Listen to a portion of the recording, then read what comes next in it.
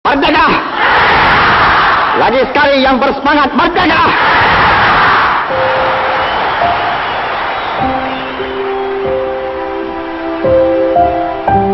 Kuan Yew braced himself early on in life to face history's tumultuous tides full on. From the hardships of war, with a fledgling nation in tow, he leapfrogged decades, pushing past history's disruptive currents. And we will, and faster than they can.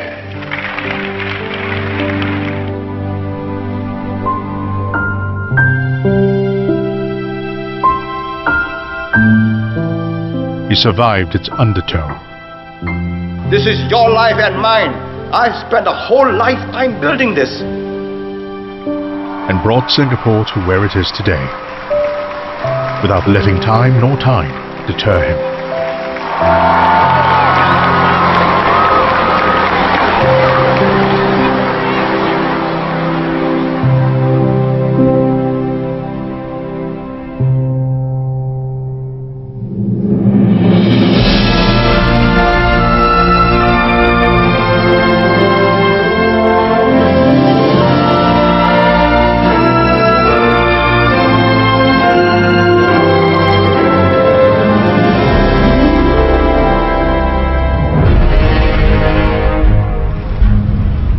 For the young Kuan Yew, the Japanese occupation was the single most important event to shape his political ideology.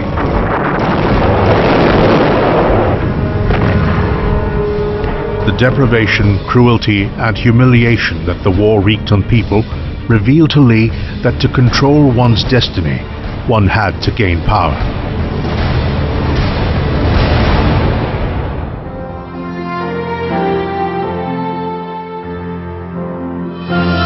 Lee was named Kuan Yew, which literally means light and brightness, but which also means bringing great glory to one's ancestors.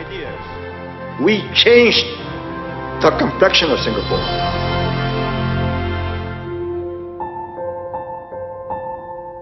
On September 16, 1923, Lee was born to English-educated parents Lee Chin-kun and Chua Jim-nyo, and was given the English moniker Harry by his paternal grandfather.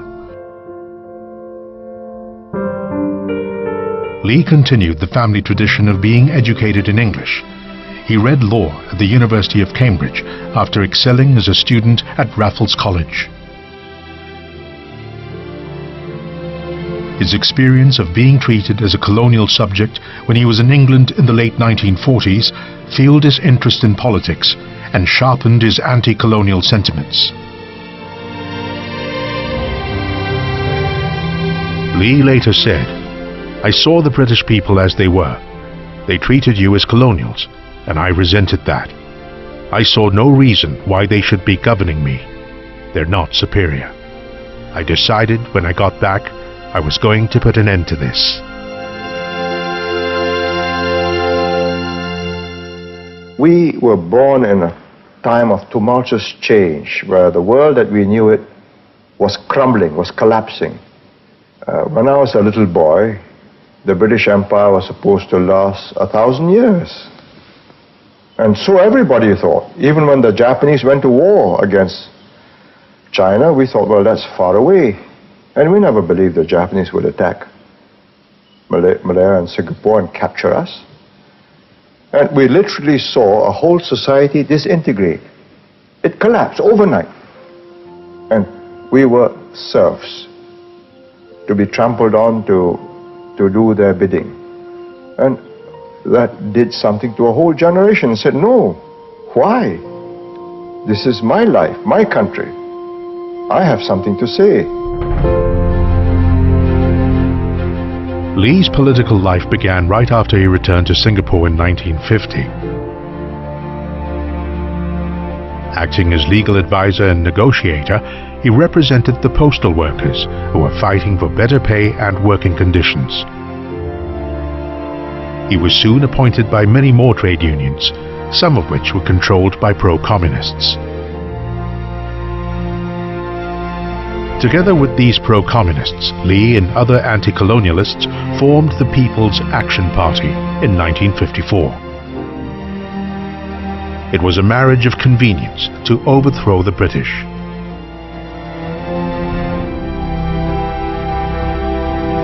To win power, Lee needed the support of the masses. That meant reaching out to the Chinese educated, Singapore's majority. 今天晚上我们到这边开这个会议。 Lee had taken 8 months of Mandarin classes in 1950. He renewed his Mandarin learning 5 years later at the age of 32. Within a short time, he had mastered the language sufficiently to address public audiences. 勇敢的人敢面对现实，面对事实。这个国家是新加坡公民的。伊要摕咱的5000万块，因为咱有钱讲，互因，咱讲我要去会使借。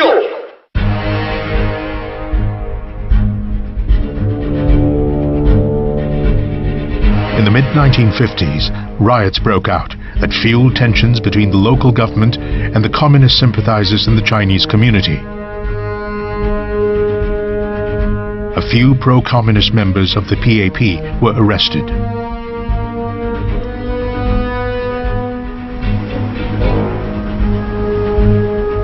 Leading the PAP, Lee fought for their release and ran a campaign against corruption in the 1959 elections for the Legislative Assembly. The party won by a landslide.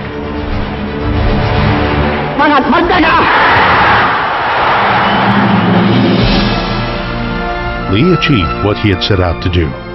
Singapore was self-governing, and he was Prime Minister. He had acquired power, but others with a different political agenda contested it. Leading Singapore meant breaking ranks with some of his anti-colonial allies, the pro-communists.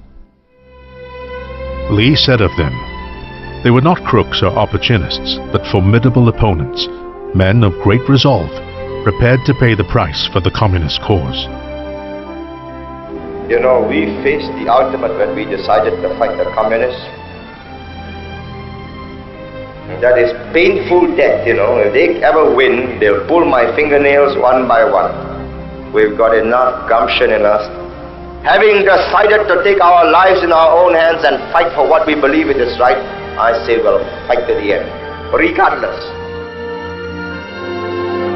Lee and his colleagues knew they were in for a hard fight with the pro-communists. He had seen up close how the pro-communist left-wing leaders like Lim Chin Siong could mobilize the masses through riots and strikes to paralyze a government. In the battle, it was Lee's leadership that counted most. We have so much at stake. We have gone so far to secure the country. I say rally around and keep these evil forces. You see, they are so ashamed of themselves, they have switched the light off. Look at that. They are cowards, that's what they are. Cowards. They switched the lights off. Look at that. Are these men who are going to lead you to peace and prosperity or to ruination and perdition? Look at them. The battle lines were drawn sharply over the proposal for merger with Malaysia. The non-communists were for it, and the pro-communists were against it.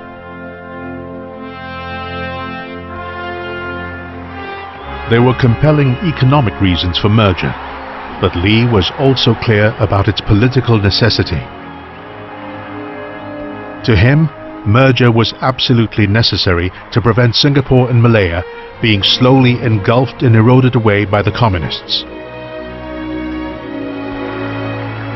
Lee believed building a common identity between individuals on either side of the causeway would propel them across racial and religious shores and into a common land. Make the people feel that they are wanted. not stepchildren or stepbrothers, but one in the family and a very important member of the family. Mr. Lee was welcomed most warmly in traditional Malay style when he went round 8 islands. Lee campaigned relentlessly and tirelessly for merger, speaking over the radio and in nearly every corner of Singapore.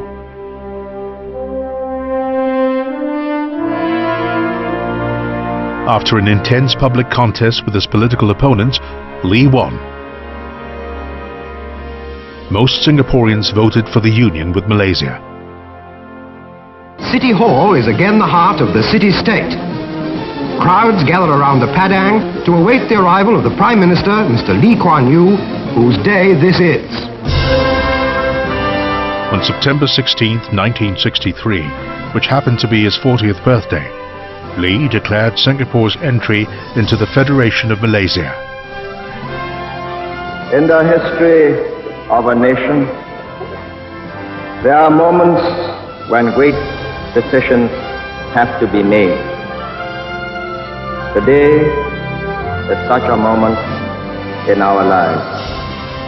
We, the people of Singapore, have made our contribution. But it wasn't always easy for the two sides to work together. Serious differences emerged. Lee wanted a Malaysian Malaysia, where Malays and non-Malays were equal. He would not condone a policy that supported Malay supremacy.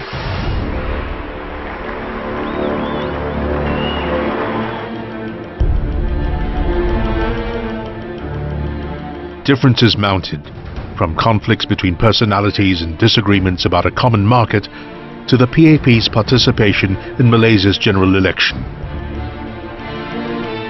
Malaysian politicians considered it a breach of understanding for the PAP to take part in mainland politics.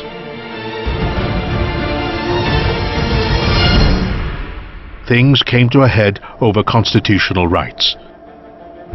Lee addressed the Malaysian Parliament in May 1965 in both English and Malay, laying out his case against communal politics. Tetapi, jikalau saya di rumah tidak cakap bahasa ibunda saya, takkan saya taat setia kepada Malaysia. Supaya Menteri dari Sarawak, takkan dia kalau balik rumah panjangnya dia cakap bahasanya, dia tak ada taat setia kepada Malaysia. Saya tidak percaya. Dia masih selalu taat setia. They say they are worried about the Malays. I say, so are we. We want to raise their standard of living. And we will. And faster than they can.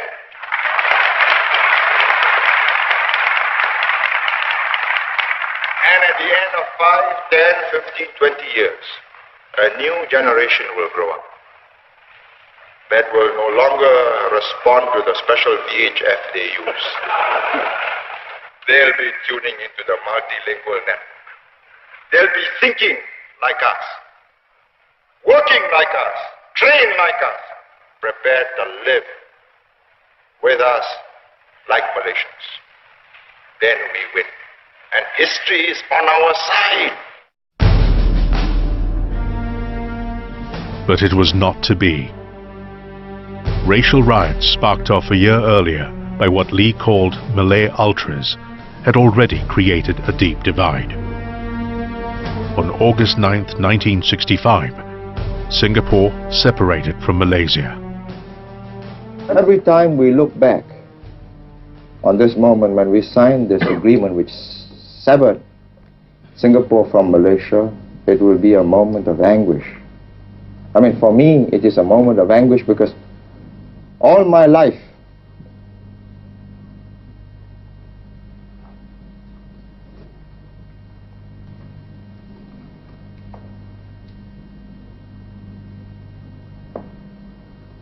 you see, the whole of my adult life,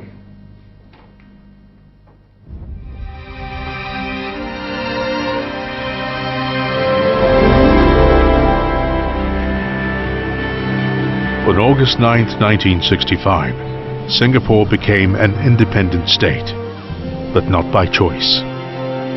the island's 2 million people faced an uncertain fate in future.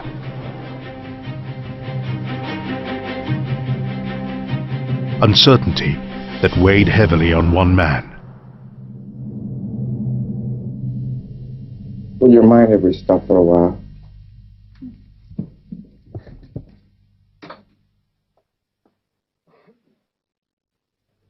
My memory is that Left with no hinterland and hardly a domestic market to speak of, Singapore's only option was for its leaders to fight hard for its survival. I have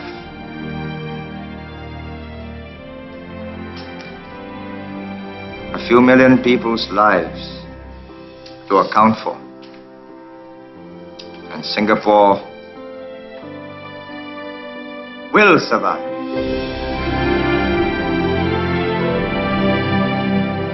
As daunting as the task must have seemed, Lee set his sights on building a country of the future and never veered from that vision. And we will set the example. This country belongs to all of us. We made this country from nothing, from mud flats. Here we make the model multiracial society. This is not a country that belongs to any single community. It belongs to all of us. This was a mud flat, swamp. Today this is a modern city. 10 years from now, this will be a metropolis. Never fear.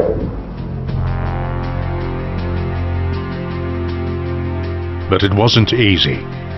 Lee and his team soon had another crisis to deal with. In 1968, out of the blue, Britain announced its intention to withdraw its troops from Singapore.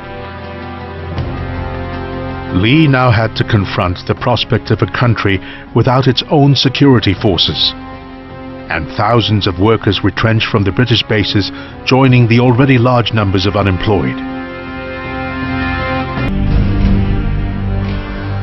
Lee's good ties with British leaders led them to extend their departure to the end of 1971.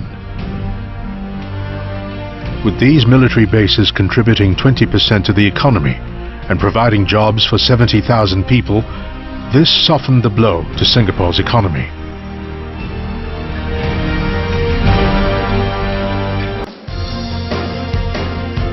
Led by Lee, the team soldiered on to hold Singapore together and make it work. The British naval bases were used to boost the economy, and efforts were made to attract investors to set up industries on former British Army land.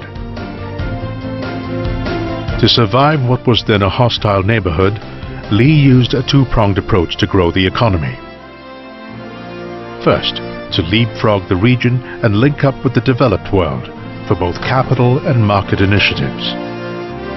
And second, to transform Singapore into a first world oasis in a third world region. With first world standards of service and infrastructure, Lee saw Singapore as the hub for businesses wanting a foothold in the region. Did he ever imagine Singapore would one day enjoy the world's highest per capita income and become a leading business center in Asia? Perhaps. Success he attributed to the confidence of foreign investors drawn to the nation's amicable industrial relations. The National Trades Union Congress, NTUC, was formed in 1961 when the PAP split. In the PAP... Led by David Nair, a founding member of the PAP, the NTUC led Singapore's labour movement away from militant trade unionism to one marked by cooperation. In fact, Singapore was the first in the world to have a tripartite arrangement, where workers, employers and the government came together to discuss general wage levels. cooperation that contributed significantly to harmonious labor relations and ultimately Singapore's rapid development in the 1970s and 80s. In government, I've never forgotten that it is in the interest of workers and their unions that we must strive for growth and development. In other words, growth is meaningless unless it is shared by the workers and shared not only directly in wage increases, but indirectly in better homes, better schools, better hospitals, better playing fields, a healthier environment for their families and for their children to grow up. Singapore's metamorphosis from mudflat to metropolis was not just physical. Equally remarkable was the transformation of the psyche of an entire population. Within the span of a few decades, Singaporeans came to be seen as a people who could get things done. Kuan Yew played a big part in that change. From the word go, he set the pace for excellence. He once told senior civil servants, "I want to make sure every button works, and if it doesn't, when I happen to be around, then somebody is going to be in for a rough time, because I do not want sloppiness."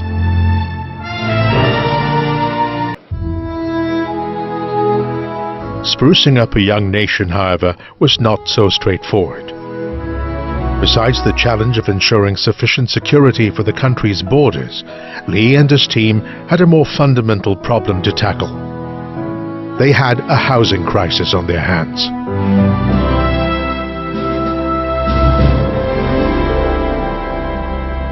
The 50-story pinnacle on Cantonment Road is an icon in Singapore's half-a-century-old public housing landscape. It is built on the site of one of the earliest public housing projects in the country. Housing in the 50s was a far cry from what it is today. These were Singapore's living conditions when it achieved self-government in 1959. There was a housing crisis. To meet the nation's acute housing shortage, the PAP set up in 1960 the Housing Development Board, simply known today by its acronym HDB. Its aim, to build 10,000 homes a year. Its predecessor, the Singapore Improvement Trust, was highly skeptical the new board would meet its ambitious target. After all, the SIT built only 20,000 flats in its 30-year history.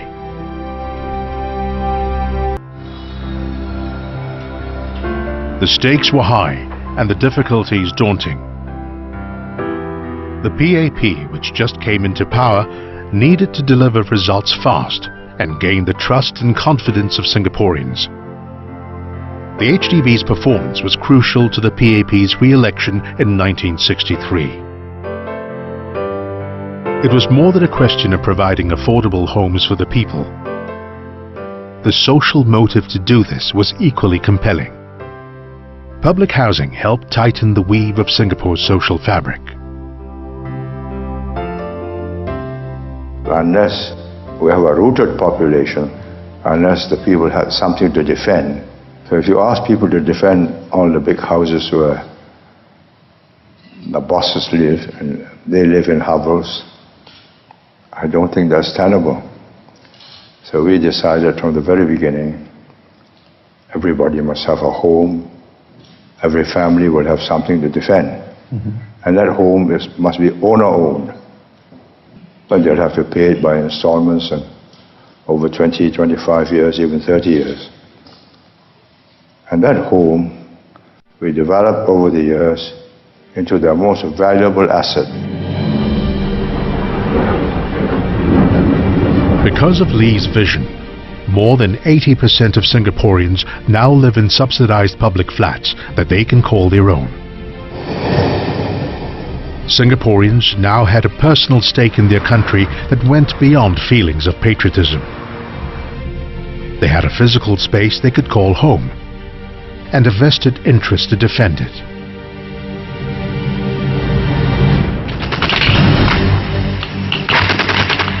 National service to defend the country and ensure its borders were safe from external aggression took on a different dimension. After independence, Singapore was left with just 2 battalions of the Singapore Infantry Regiment. There was an urgent need to build a substantial defense force. And so national service was introduced in 1967, with universal conscription making it compulsory for every male Singapore citizen to serve in the armed forces for about 2 years. National service helps to promote racial harmony too. In multiracial Singapore, English is the common language used by all races.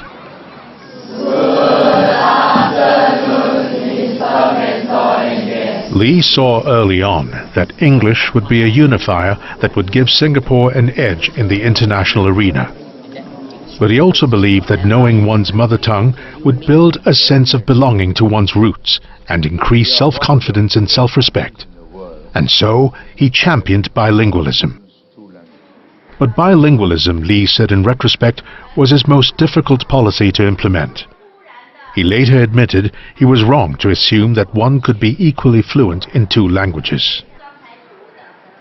Had I known all the difficulties, bilingualism, in 1965, as I know now today, would I have done differently? Yes, in its implementation, not in its policy. I do not regret the stress and the heavy burdens I put, because the other way would have been a destruction of our whole, the chance of building up some form of culture which is worth preserving. Lee and his team handled issues involving race and religion with sensitivity, knowing how combustible such matters could be. The formative years of the PAP, the battles against communism and extremism, and the racial riots he lived through meant Lee never underestimated the explosive nature of race relations. When it was time to remove the small dilapidated mosques built on state land, he did so with caution. His plan was to replace these suraus with bigger and better mosques in every housing estate through voluntary contributions from the Malay Muslim community. This mosque in Toa Payoh was the first of many to be built across the island.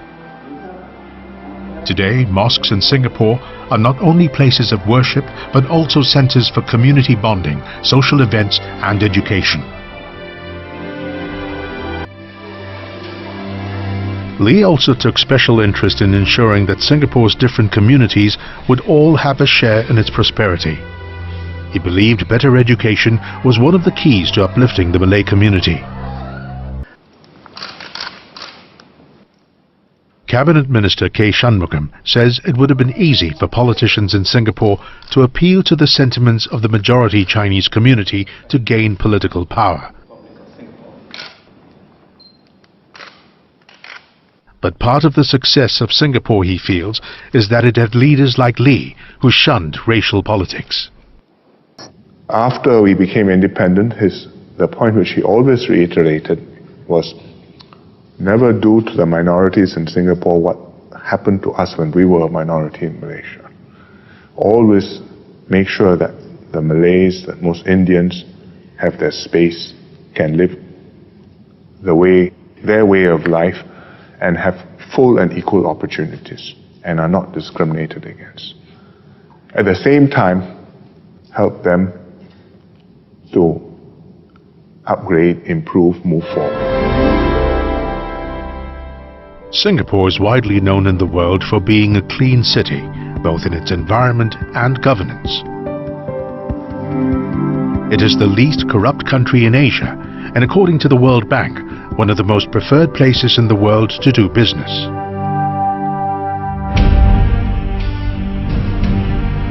But it was not always graft-free. Corruption was widely prevalent when Singapore was still a British colony. In the 1959 election, the PAP, then the opposition, campaigned against the government's corrupt practices. I'm convinced we will thrive, flourish, provided there is honest, effective government here. The PAP's anti-corruption position resonated well with the voters.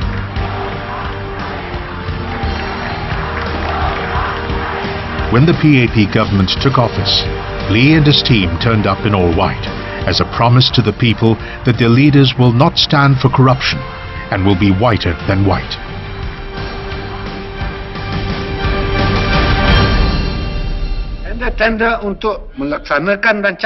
Over the years, the leadership's zero tolerance for corruption earned Singapore a reputation for having a clean and effective government.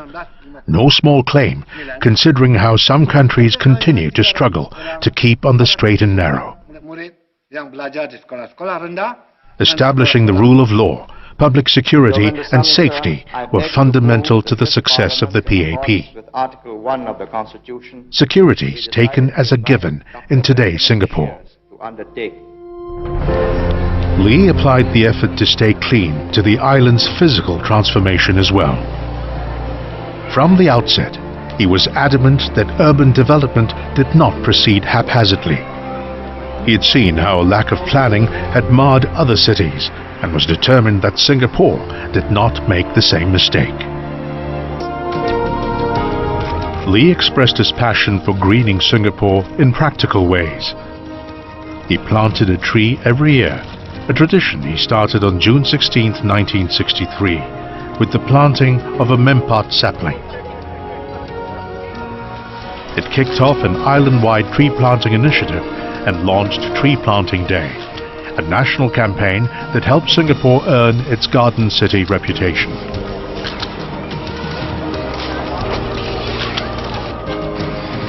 Lee said in his memoirs, "After independence, I searched for some dramatic way to distinguish Singapore from other third world countries and settled for a clean and green Singapore. Greening is the most cost-effective project I've launched."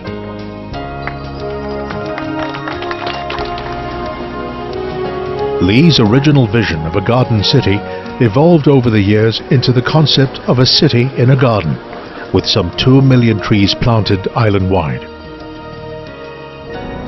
In June 2012, this transformation was celebrated when the breathtaking Gardens by the Bay opened. This is just one example of how we're transforming Singapore's living environment. It may be a densely populated city, maybe one of the densest in the world, but we are determined that our people should be able to live comfortably, pleasantly, graciously. And not just with good homes, efficient public transport, or safe streets, but also to be in touch with nature, to be never far from green spaces and blue waters. Lee was not known to be sentimental about buildings or landmarks. He was practical yet ambitious about transforming the nation's landscape, even when it came to defying nature. In 10 years, let's have fishing in the Singapore River and fishing in the Kallang River. It can be done. One of Lee's most important initiatives started in 1977. It involved the Singapore River, historically the lifeblood of the economy and the center of commercial activity. The river had been the conduit for Singapore's entrepôt trade, allowing for the movement of goods from the port to the city. Over the years, it had degenerated into a filthy, congested, polluted waterway. The industries along its banks had been dumping sewage and garbage into its waters. Lee proposed what to everyone was a monumental feat: a cleanup. The Singapore River was reborn, a mammoth task that took 10 years to complete. Today, it is not only glistening again, Its banks are bustling with trendy restaurants, clubs and offices. The Singapore River, now part of the Marina Reservoir, is a constant reminder of the man who defied time and tide.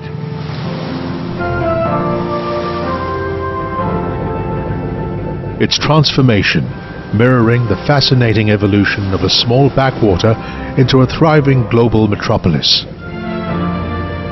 Its currents echo the ebb and flow of one man's life as he turned an impossible dream into reality.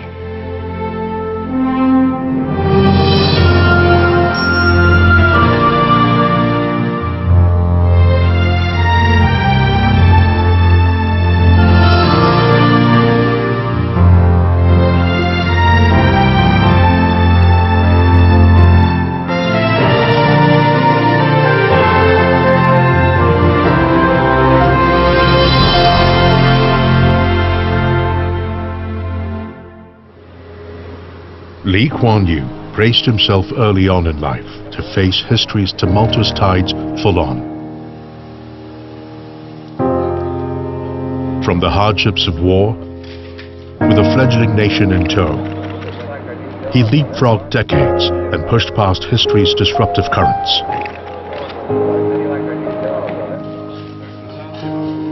He survived its undertow and brought Singapore to where it is today, without letting time nor tide deter him.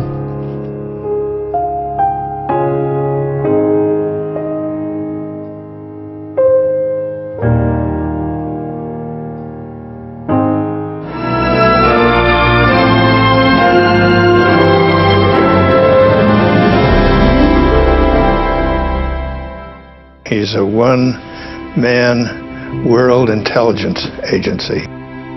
A man of total rectitude, high intelligence, and one of the great leaders that I have met.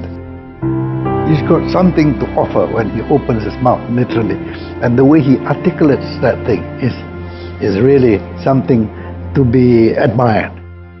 He is an outstanding character, very difficult to put into a prefabricated category. He is somebody singular. He's one of the leaders I admire most in the world. He was one of the finest leaders of the 20th century. 他是高瞻远瞩的，因为看得很远嘛，是吧？而且证明他对中心关系的这个，他不但是有这个思想，有这个言论，他有实践嘛。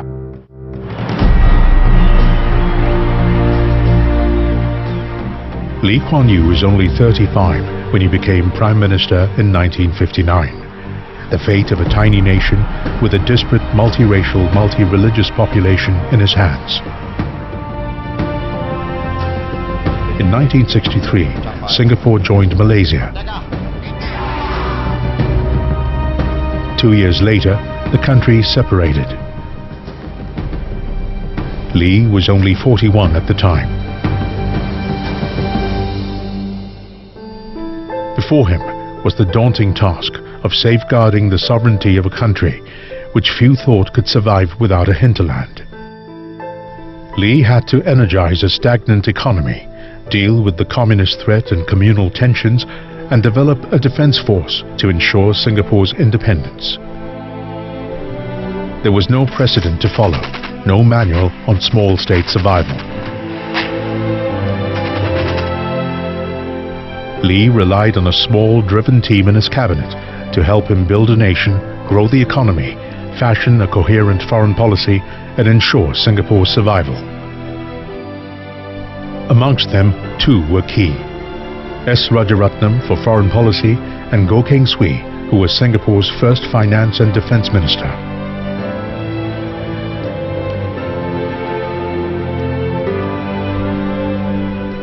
Lee and his colleagues were keenly aware of Singapore's vulnerabilities, size being foremost. Having seen firsthand how might is right in international affairs, Lee knew Singapore had to seek the maximum number of friends while maintaining its freedom to be sovereign and independent.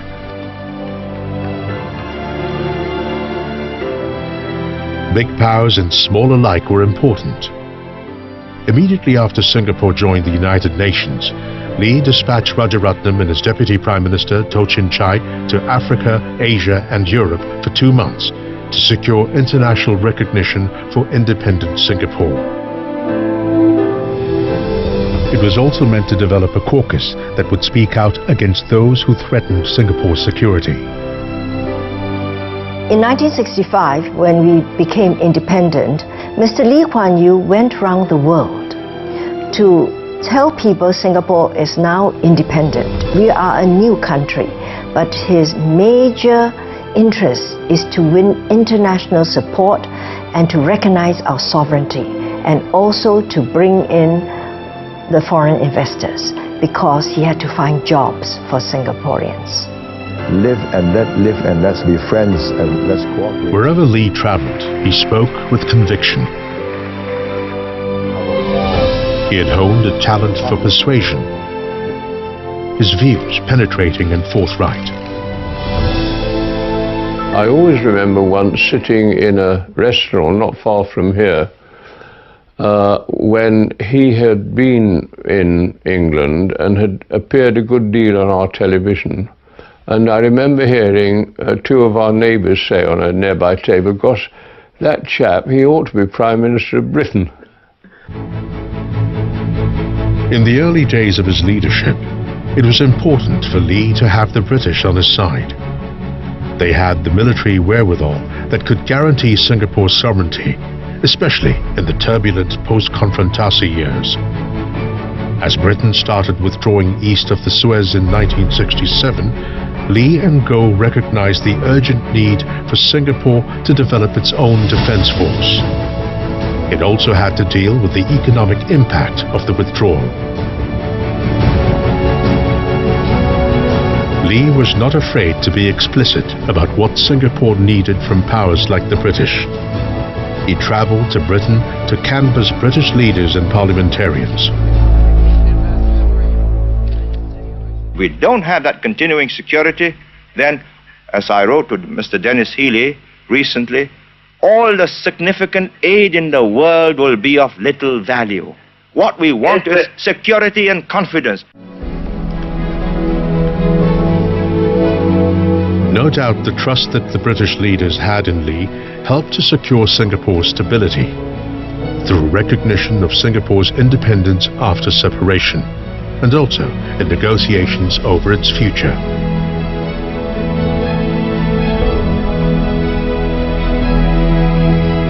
Lee successfully secured a postponement of British troop withdrawal till the end of 1971, and a soft loan of £50 million to help cushion the blow to the economy.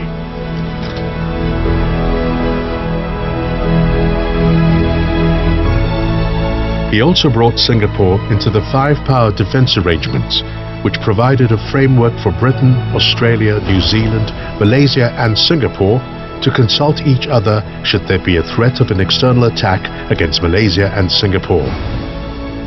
It was a way to keep Britain engaged in the region. His good ties with British leaders also helped Singapore secure air rights to London. This allowed Singapore Airlines, with no domestic routes, to go international and become a global player.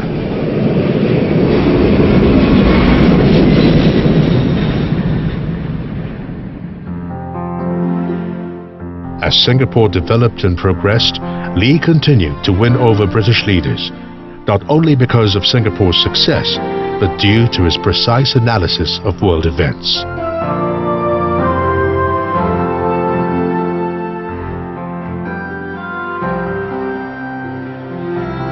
The late British Prime Minister Margaret Thatcher was unabashed in her admiration of Lee. She wrote of a good friend, "In office, I read and analyzed every speech of Harry's.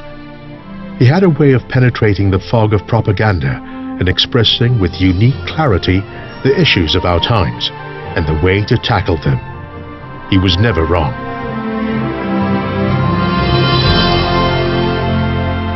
whenever she was traveling anywhere in Asia, she would always try to find a reason to divert her plane to Singapore, sometimes even only for a few hours, because she really enjoyed talking to Lee Kuan Yew, felt she learned a great deal from him. Beyond ensuring survival after the withdrawal of the British, Singapore needed to secure its relationship with its immediate neighbours. Though Lee was adept at brokering good ties for Singapore, it wasn't always easy. The relationship with Malaysia, for example, was a complicated one. The bitterness from past events like racial politics, merger and separation continued to weigh on relations.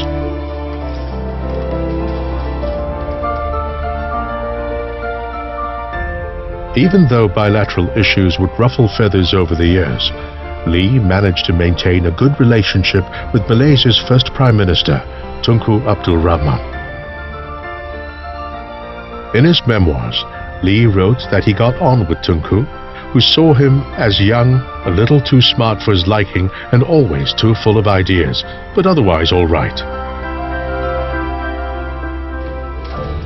It was also a great advantage that Lee and his wife could speak fluent Malay. He wrote, "I was completely at home talking to his wife. Chu also spoke good Malay. This proved to him that we were Malayans at heart and not Chinese chauvinists." Despite the good relations between the two leaders, water, a very fundamental resource, remained a sensitive issue between the two countries. Lee wanted to ensure that the two water agreements signed with the Johor government were honoured.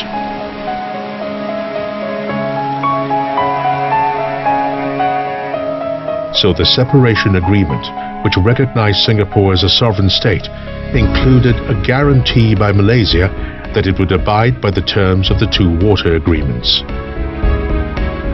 The guarantee was also enacted into the Malaysian constitution by an act of parliament. As a firm believer in the rule of law as the peaceful arbiter of disputes, Lee made sure that the Singapore government registered the separation agreement with the United Nations. Lee once said, "If a dispute cannot be resolved by negotiations, it is better to refer it to a third-party dispute settlement mechanism than to allow it to fester and sour bilateral relations."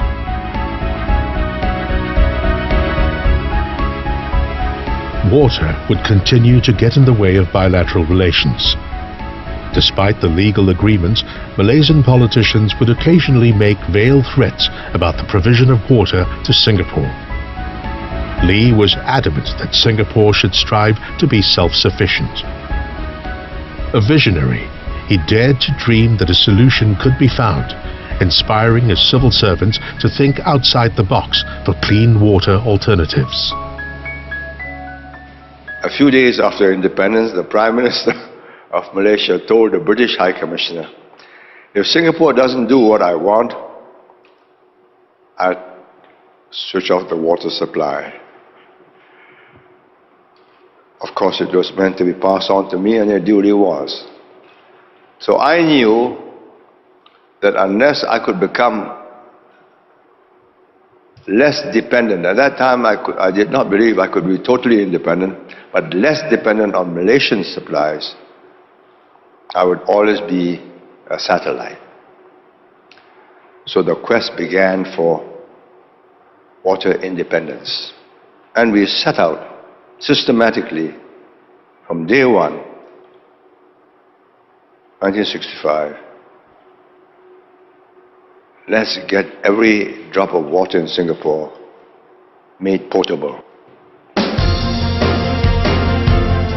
Decades later, New Water, the name given to treated wastewater, was born. Singapore's leaders showed the way to ensure Singaporeans had confidence in the treated water.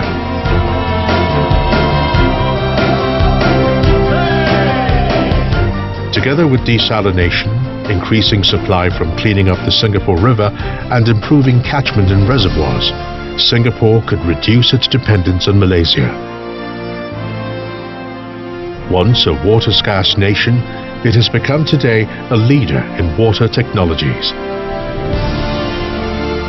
A vision made possible only with the gumption and foresight of someone like Lee.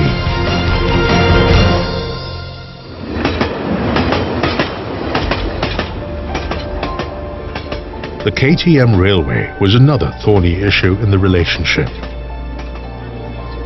The station in Singapore and the land on which the tracks ran were held by the Malaysian-owned KTM and hence by Malaysia.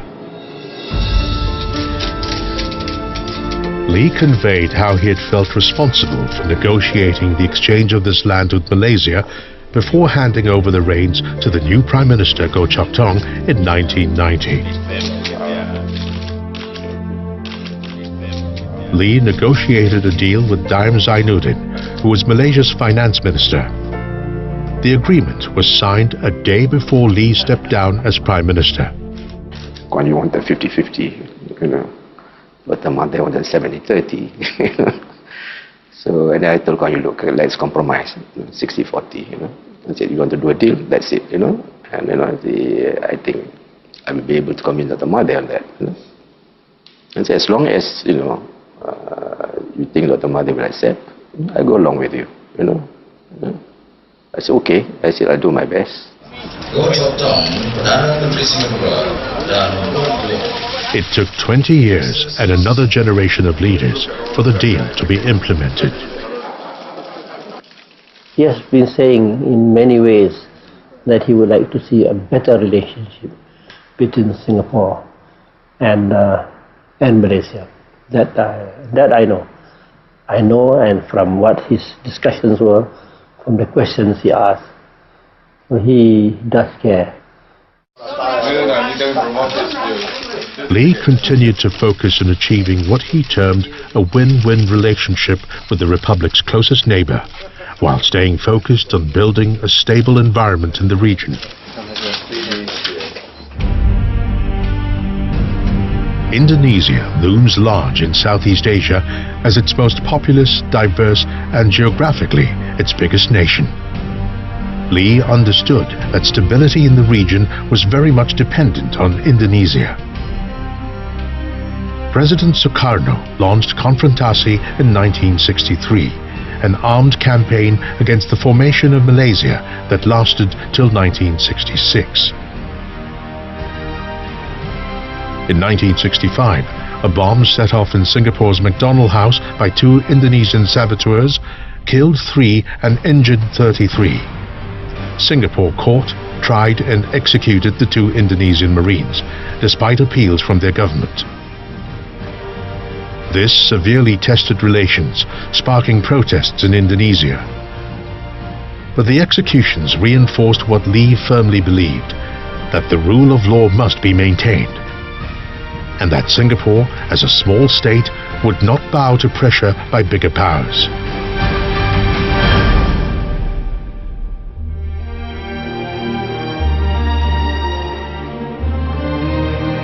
Still, Lee believed in building strong ties with Indonesia. In his first state visit in 10 years in 1973, he scattered flowers over the graves of the 2 Marines. Well, I think it had a tremendous psychological impact, and it was, I think, a very wise move on the Singaporean side to include this laying of the flowers in the program of the visit at that time, and this, I think, was very well accepted. I believe that our discussions this afternoon has brought us closer and enabled us to have a better understanding of our respective thinking on the common problems that face us in Southeast Asia. Lee focused on building strong ties with President Suharto, and over the years, the 2 leaders developed a close and special relationship. This allowed them to lead ASEAN, the Association of Southeast Asian Nations, into a strong regional grouping, ensuring the stability of the region. After Suharto's fall from power in 1998, Lee wrote, "Suharto had concentrated his energies on stability and the economy. His policies created the conditions for strong economic growth from the 1970s to the 1990s in all ASEAN countries. They were golden years for Southeast Asia."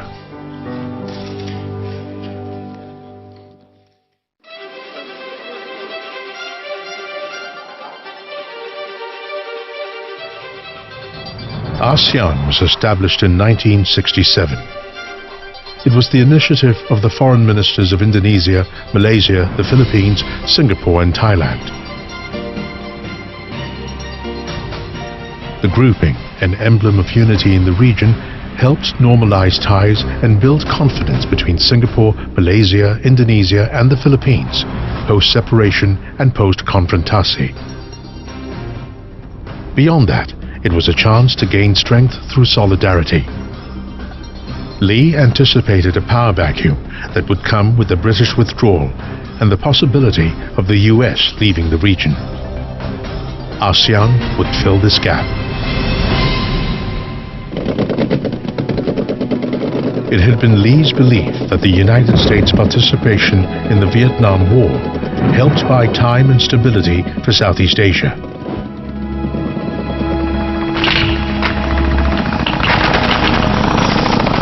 For Lee, even though the Americans failed in Vietnam, their intervention gave Southeast Asian countries the opportunity to develop their economies, even as they struggled with a real and present communist threat.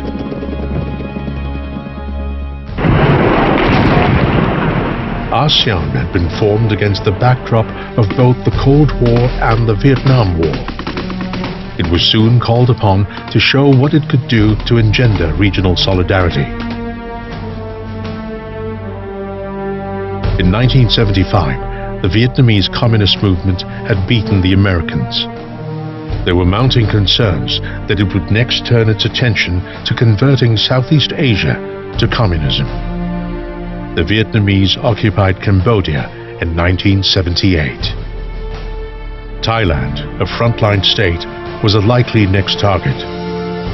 Lee saw Vietnam's actions as defiance of international law and against the fundamental principle of sovereignty. He was adamant that aggression should not pay. If Vietnam got away with invading Cambodia, the rest of Southeast Asia could fall victim to any country bent on occupying it. Lee embarked on a two-pronged strategy to stop Vietnam. The first was the diplomatic route, lobbying support in ASEAN and the UN against Vietnam.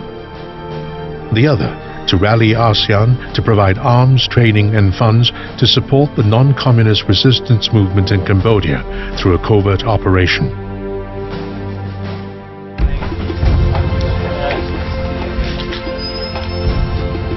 Lee worked with Rajaratnam, his foreign minister, to gain consensus among ASEAN members.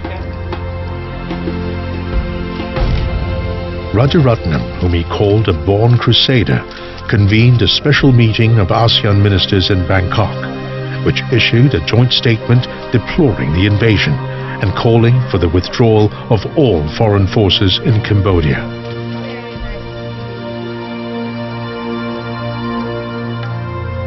Eddie Thieu, who led the covert operations to support the non-communist resistance movement, remembers the key role Singapore played in keeping all partners on board. Ronald Reagan and his advisors were very uncomfortable about setting up a non-communist resistance to fight alongside the Khmer Rouge, which was backed by China. And it took all his charm and wit to persuade the Americans to come on board. Eventually, Singapore, Malaysia, Thailand and the US banded together to support the resistance forces. Where Singapore was concerned, we gave arms, and we also helped the non-communist resistance to set up a broadcasting capability along the Thai border with the help of a British consultant. Air Marshal Sit Savatsila, Thai Foreign Minister at the time, recalls Lee's key role in preventing Vietnam's dominion from being a fait accompli.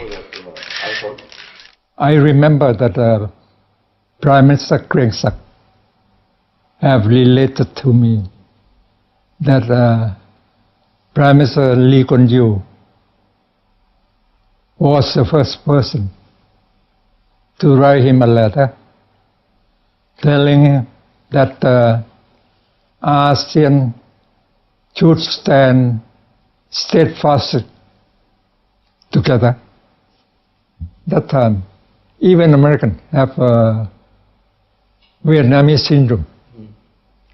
They just left, the Vietnam, and they try not to come back again. So everyone afraid of him. Everyone afraid even to mention Vietnamese invade Cambodia. They would say that was invasion of foreign forces. From that point, ASEAN took a united stand, supported the Cambodian coalition led by Prince Norodom Sihanouk, and pressured the Vietnamese to withdraw. This finally happened in 1989. Lee later wrote, "We had spent much time and resources to thwart the Vietnamese in Cambodia because it was in our interest that aggression be seen not to pay."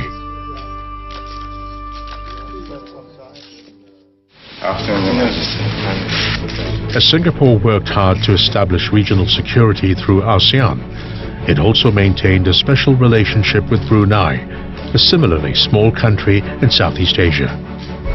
As small states, they share many common concerns, particularly on sovereignty and independence.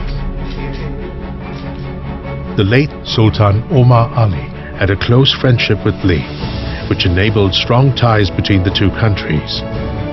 Lee said in a speech in Brunei in 2009, "He trusted me because I never took advantage of his friendship to ask for favors.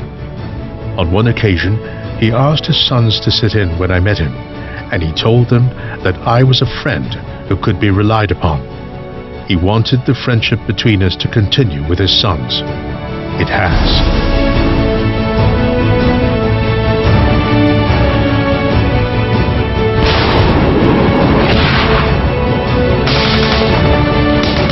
Today, the armed forces of the two countries train together regularly.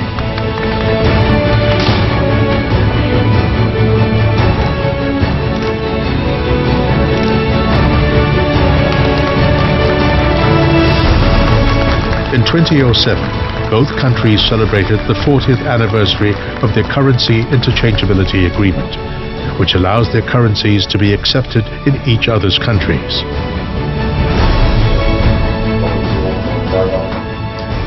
Lee had advised and helped Brunei to join ASEAN. In 1984, Brunei became its 6th member.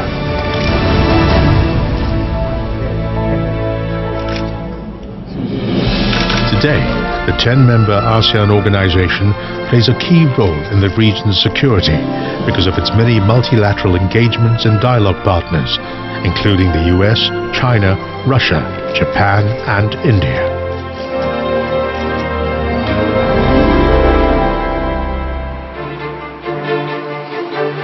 Beyond the immediate neighborhood of Southeast Asia, Lee keenly followed developments in the rest of Asia, especially the Japanese economic miracle of the 1980s.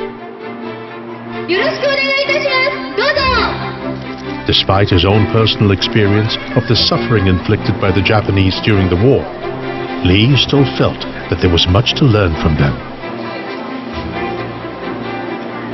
He saw that industry, discipline, and cohesion helped pull Japan out of the poverty of the post-war era and turn the country into an economic giant.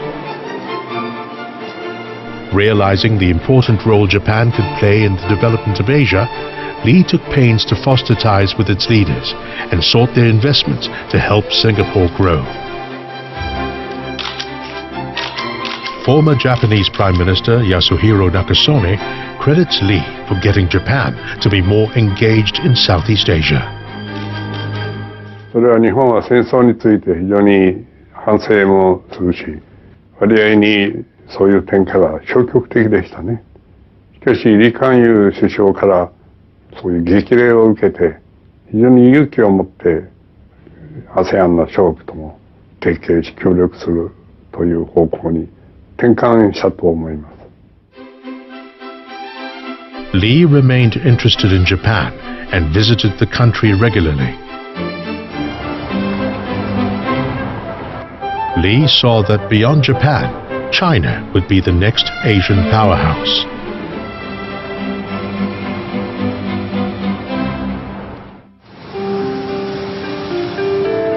He visited China for the first time in May 1976 and was one of the last few leaders to meet Mao Zedong before the Chinese leader died. At the time, despite political chaos after the decade-long Cultural Revolution, Lee could see the critical role that China would play in the future. But he saw the possible complications of Singapore's relationship with China early on.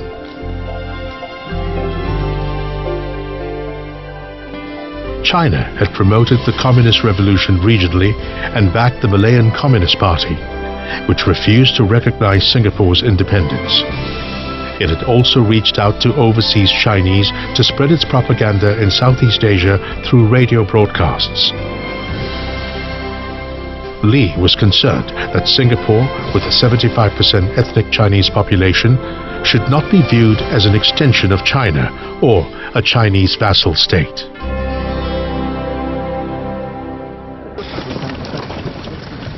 This changed after Deng Xiaoping, then the Vice Premier of China, visited Singapore in 1978. Deng had expected to tour an economically backward city and was shocked at Singapore's development. Lee was keen to cultivate good relations. But there was a sensitive issue he needed to discuss with the Chinese leader during his visit. Lee recalls in his memoirs how he hesitated to tell the seasoned, weather-beaten revolutionary what he should do. But he did, for the good of the region.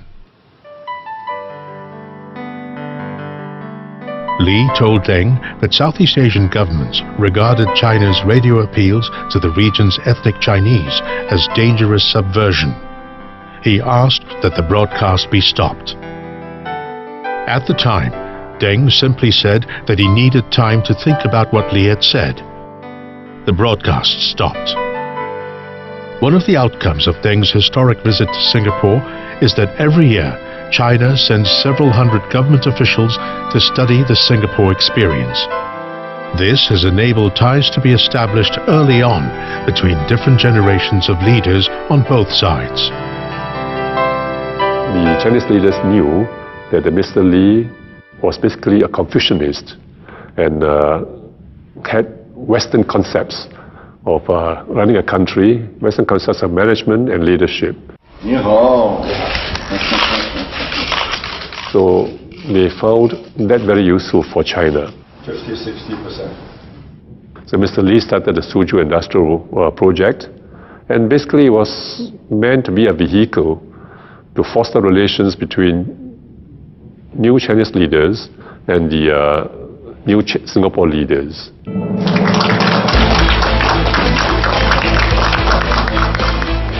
In 1994, the two countries agreed to jointly develop the Suzhou Industrial Park, a township modeled after Singapore's growth experience. Lee was instrumental in the project's eventual success. Ladies and gentlemen, may we now propose a toast to the success of Suzhou Township. 中方领导对这个公园重视空前的，而且一代一代的一届一届都非常认真。你好，哎，非常好。我们这个合作可称当今世界两个规模不一样的国家，而且价值观、背景、文化，当然我们还有华文文化有共同的地方，当然我们也有不同的地方。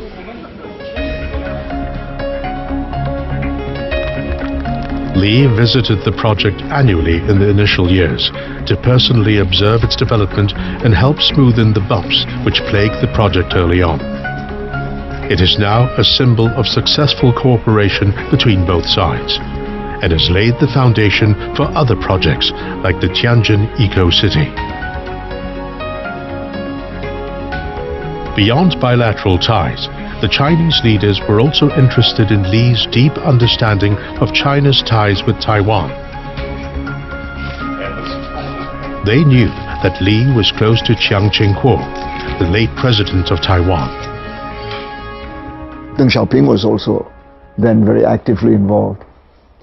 And insofar as the Chinese in Beijing thought that Mr. Li and Chiang Ching-kuo really understood each other very well, then their admiration of Mr. Li gave them a chance to see what they can learn from Mr. Li about Taiwan, and what Mr. Li can bring to Taiwan about what they wanted and so on. 无论为了两岸海峡两岸的关系以及整个的这个地区的一个和平安定，尤其是到了改革开放以后，唯有两岸和平发展共赢，慢慢的我们走向一个最后一个共同的一个结论，这是他的一个正确的看法，他也抱有使命感，但是他不是调人，他不做两岸之间的调停，但是他因为两岸私人的关系都很好，大家他可以把听到的台湾的看法，他可以以他的身份转告给大陆的领导人。但是他也同大陆的领导人也是可以把他们的看法这个转告给台湾人。长年以来李先生对于两岸的关系的看法，基本上他认为双方面应该和平来相处，共同创造双赢的一个政策。那么这个政策不但对双方面是有正面意义的，同时对于东亚、东南亚乃至于整个亚洲区域都能够提供这个稳定的一个环境，或者是有助于稳定的环境。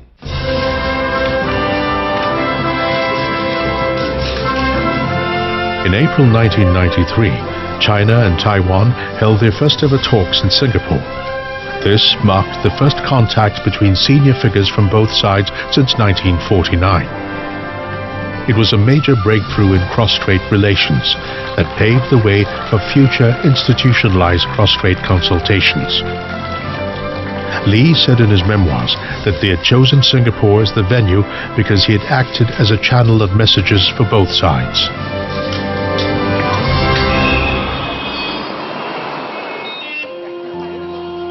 Always alert to creating opportunities for Singapore, Li started to visit India. In the early days, Li had hoped that democratic India would prevail as a model for the developing world.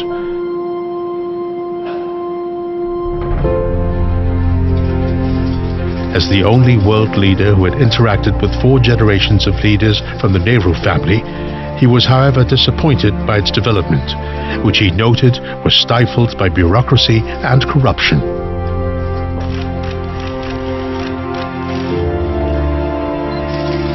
His views changed later on.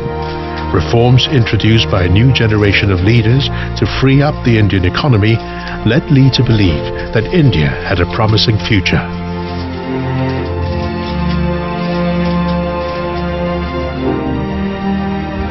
Li worked hard to understand the global economy, its shifts and developments, and forge ties with countries to ensure Singapore's future.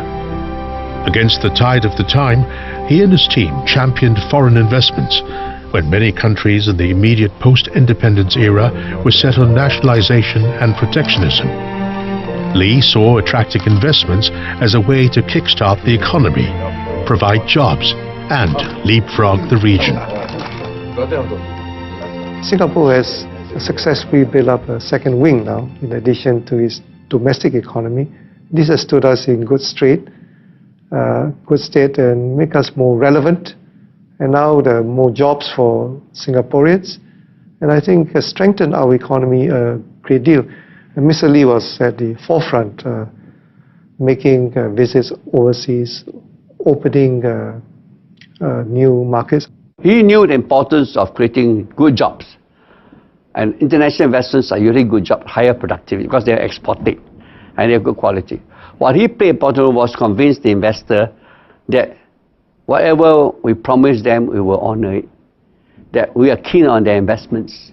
America, they're operating in Europe. Lee engaged the big powers, thereby enlarging Singapore's international space.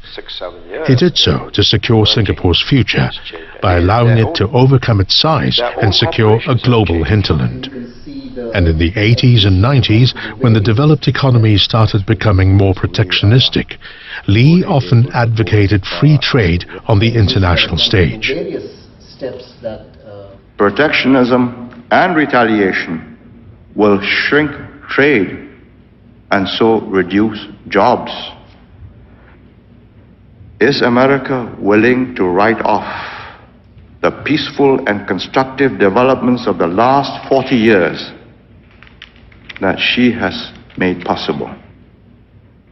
He has always been very clear that we need external space for Singapore to be successful. And he was always very concerned about protectionist sentiments, especially during times of economic crisis. And during the Asian financial crisis, there was a certain pushback against globalization. And he spent a lot of time understanding the situation and then going out to convince investors and to convince policymakers of the right course of action.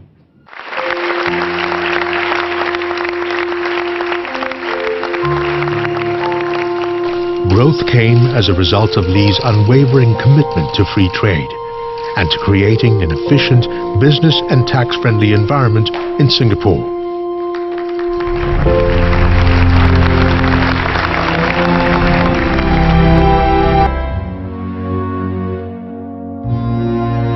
Lee recognized very early on that the US was the only country powerful enough to stem the tide of communism and provide the stability for the region to grow.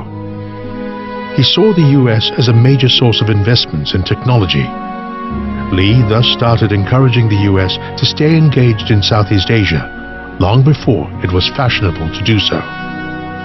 He took it upon himself to take a sabbatical to Harvard in 1968 to better understand America.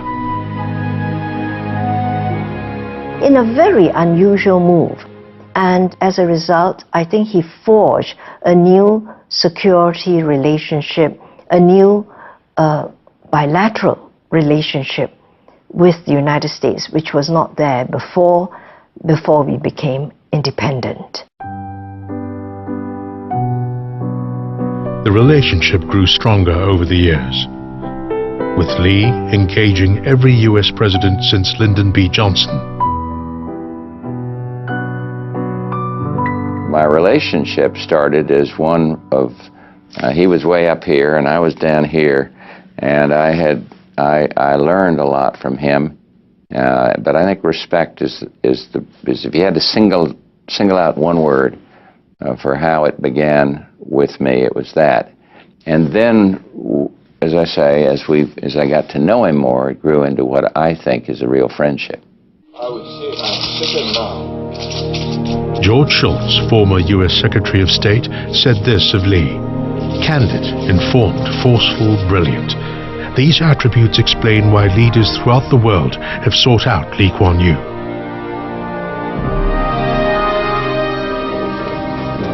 Indeed, Shultz played a vital role in getting approval for Lee to address a joint session of the US Congress in 1985.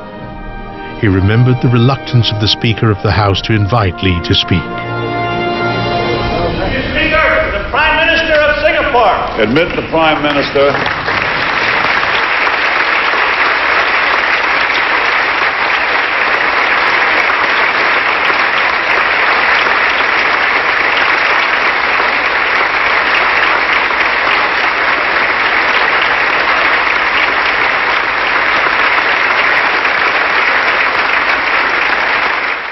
I said to him, well, Tip, why are you hesitating? He said, because I know pretty well what he's going to say. I said, but he's going to say good things. Well, he says, some of the members have different views, and I'm afraid that he might be too persuasive.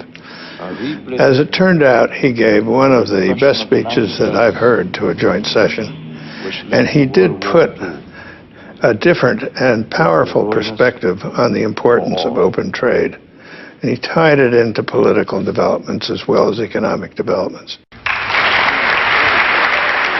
Lee's speech, against a backdrop of high U.S. unemployment and an imminent slowdown in the world economy, convinced and resonated with his audience. It confirmed what many leaders already knew, that he had a keen grasp of issues and how they impacted on an increasingly complex world. There's no second Lee Kuan Yew in the world. Normally one would say that the leader of a country of the size and population of Singapore would not have a global influence. But his views were always in a much larger context than the technical problems of the Singaporean economy. And so he always had a tremendous influence on us. Lee visited the former Soviet Union in 1991, just before its collapse. President Mikhail Gorbachev was at the time preoccupied with internal affairs, and it kept Lee waiting hours before meeting with him. I went to see him and he was there, very calm, sitting up in his bed with his glasses there over his eyes, and he looked at me in a very calm, sedate kind of way. Joe, he said, don't worry, he said, you must feel very lucky that we are seated here watching the destruction of empire. And that was his conclusion, But Lee's opinion was that a country that continued to produce world-class scientists and athletes, even when it was in difficulty, would not stay weak forever. He was confident that in the post-Cold War, post-Soviet era, Russia would be a power to be reckoned with. A visit in 2005 proved his case. He wanted to see what opportunities there were for Singapore as he met young and driven Russian businessmen. Lee's visit strengthened his belief that it was to Singapore's advantage to engage Russia early, another relationship that would be beneficial to Singapore's future. 2.5 million. Lee was lauded for his oratory, but for many, it was his thoroughness in getting to the root of things and his drive to gain a realistic assessment of issues impacting the world, which drew audiences.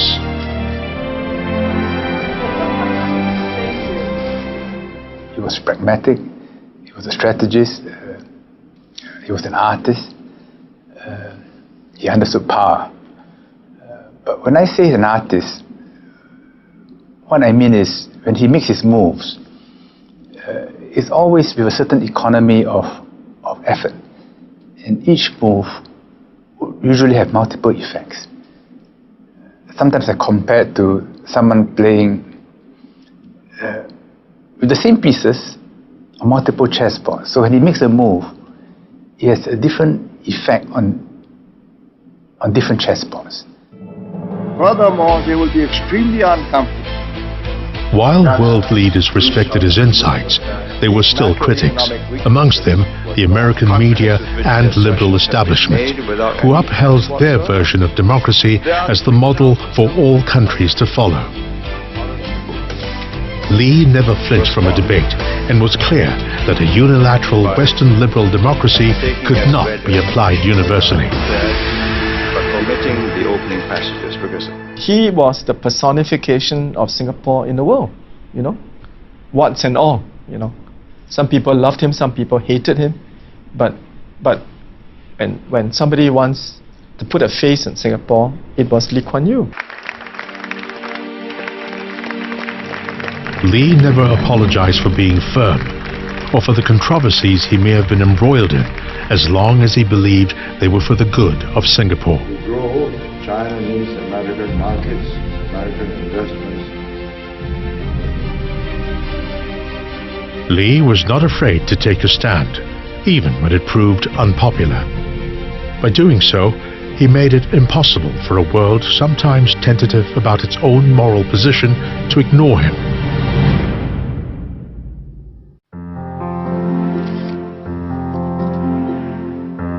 Through his counsel, charisma, and character, Lee gained himself the reputation of being a man bent on conquering tomorrow today.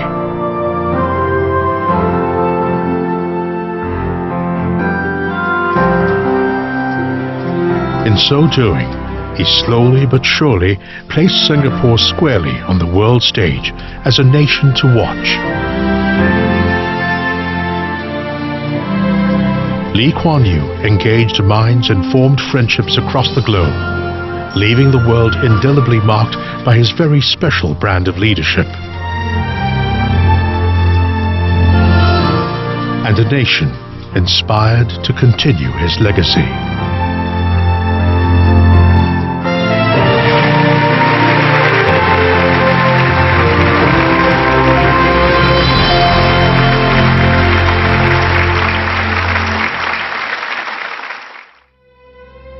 Our forefathers came here because they were looking for the pot of gold at the end of the rainbow.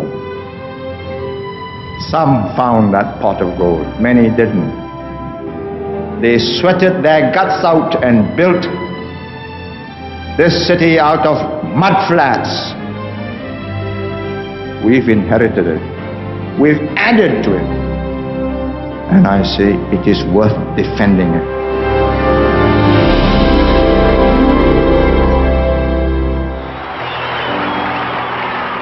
Lee Kuan Yew braced himself early on in life to face history's tumultuous tides full on.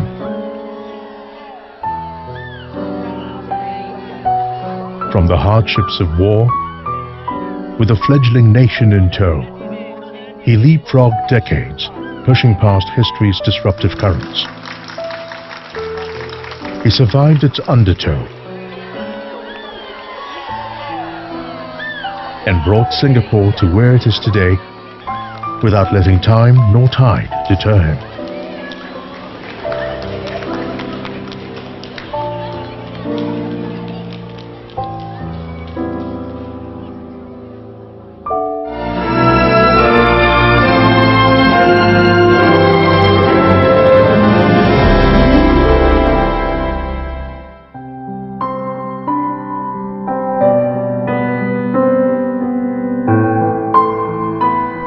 Lee Kuan Yew was the eldest son of Chua Jim Nyo and Lee Chin Kun.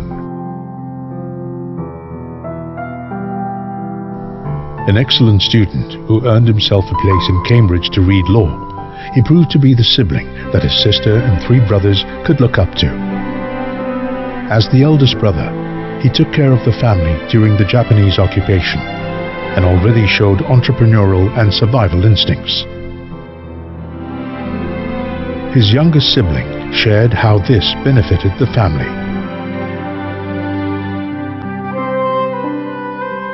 He knew that the banana money, we called it at that time, when the war was over, will be of very little value. And he purposely bought many things so that when the war was over, he'll dispose of them and convert them to Swiss currency.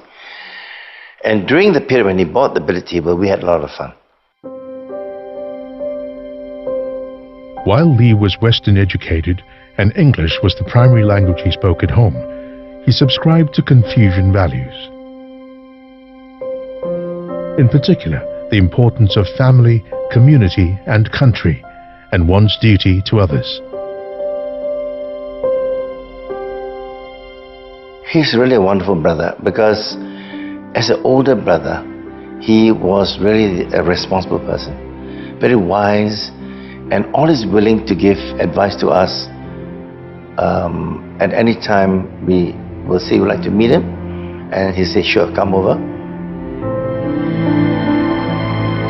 A driven student himself, he expected his siblings to share his work ethic and advised his youngest brother to buck up and study hard if he wanted to do medicine in England, advice he took seriously.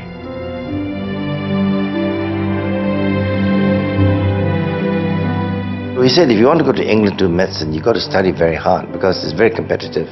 It's not competitive in Singapore, but it's very competitive in the UK. And at the rate I was going, he said, you had better buck up and study hard. I think that's all he had to tell me, and it just clicked. And I said, yeah, maybe I've not been pushing myself. I should really give more effort and so on. And it paid dividends.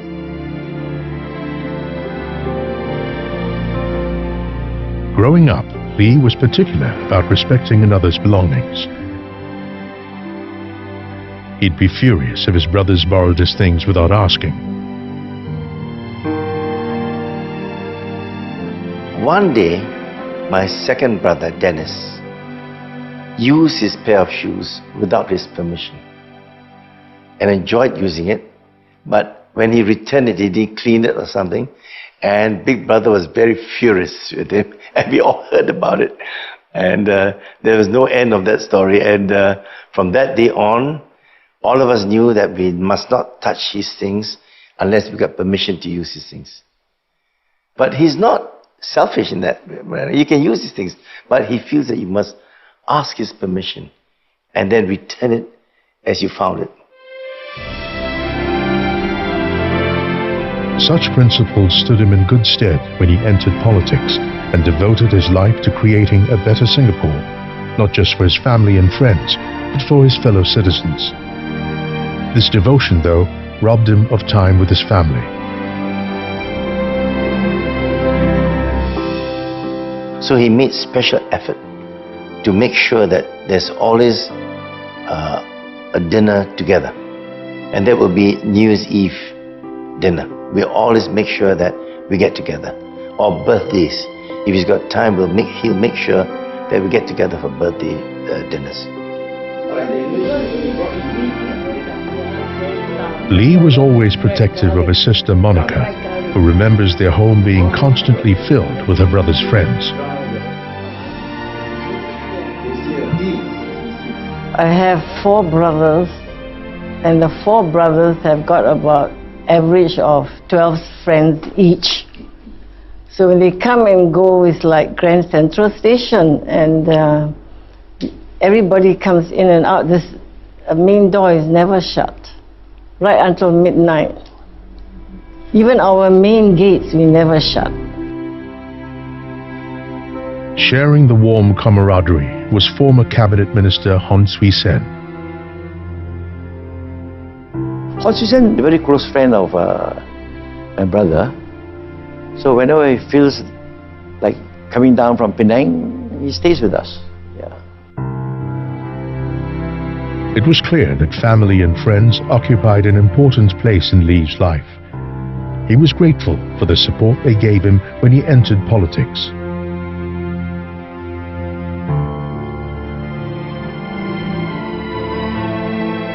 Hon was not only Lee's cabinet colleague, but someone he wrote and spoke about fondly.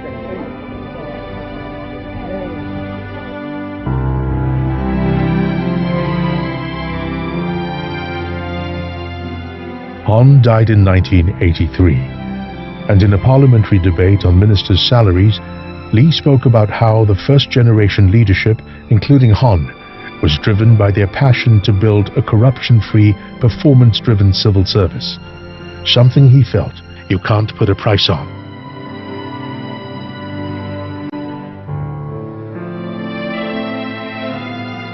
I gave Dr. Goh the best pump set we had, Hon Swee Sen, to help him. Very quiet man, doesn't make great speeches, but understands people and knows who can do what.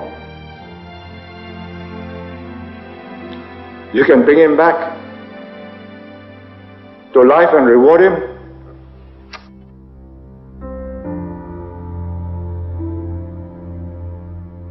Singapore's first foreign minister, S. Rajaratnam, was both friend and wordsmith to Lee, and counted among the close friends that Lee made during the early political years. Oh, I think he was, personally to me, I mean, he was a very great friend and a very warm-hearted one. And he gives hard when in nearly hopeless situations. When you feel that the position, God, this is so bleak, he says, never mind, let's soldier on. We got to fight. And I think that was a very great quality to have in a leader. There was a special bond between Lee and his PAP comrades. History had unified them against the difficult challenges that the early days of nationhood brought. The battles against the communists and communalists shaped a special camaraderie which they never forgot.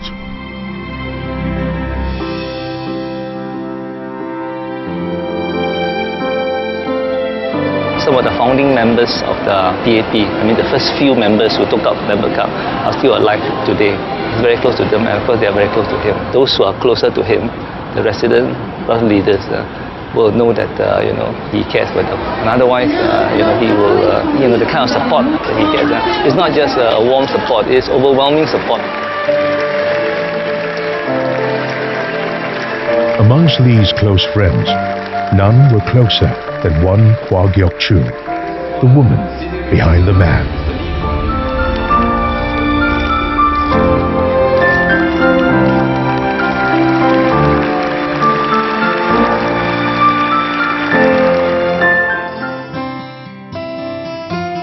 Kuan Yew caught Lee's attention as a teenager because she had scored higher marks than him in an exam.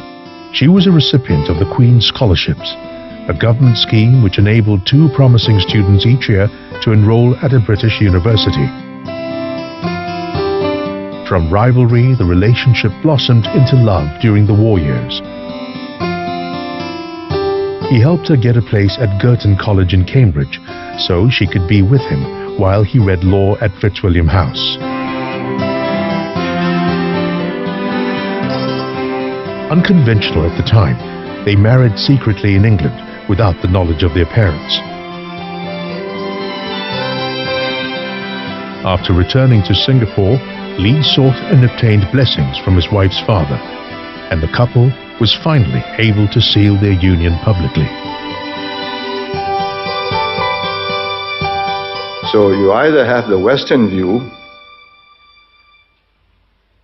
you marry the woman you love, or the Eastern view, you love the woman you marry.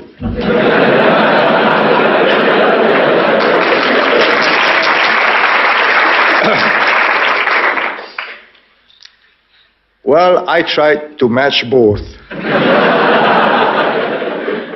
And I think it wasn't a bad choice.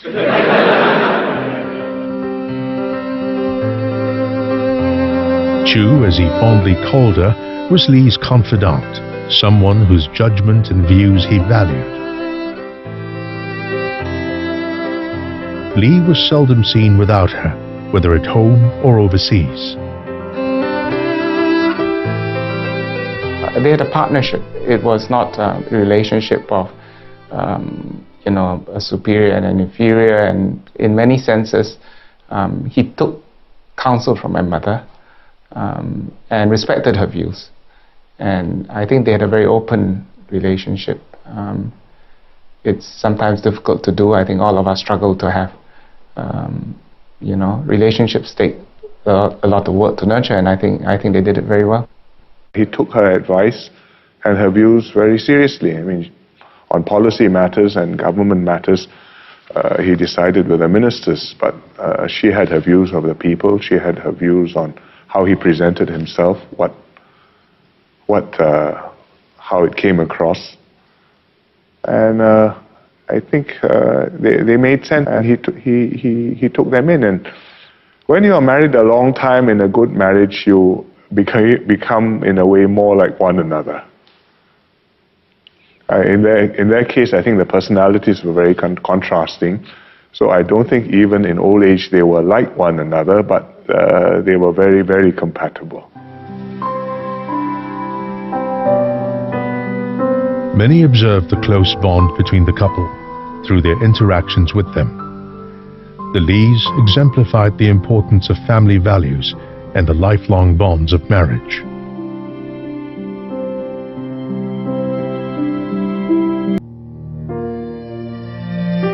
On 26 October 2003, Mrs. Lee suffered a stroke while she and Lee were in London. In an interview, Lee gave a glimpse of how their lives changed after the stroke and how he personally devoted himself to her well-being.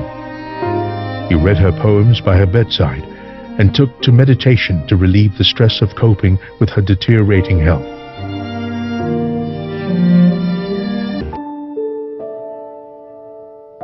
Mrs. Lee died in October 2010. His pain at her passing was evident to the entire nation. Without her, I would have been a different man and a completely different life. She devoted herself to me and our children. She was always there when I needed her. She has lived a life full of warmth and meaning. I should find solace at the 89 years of a life well lived. But at this moment of the final parting, my heart is heavy with sorrow and grief.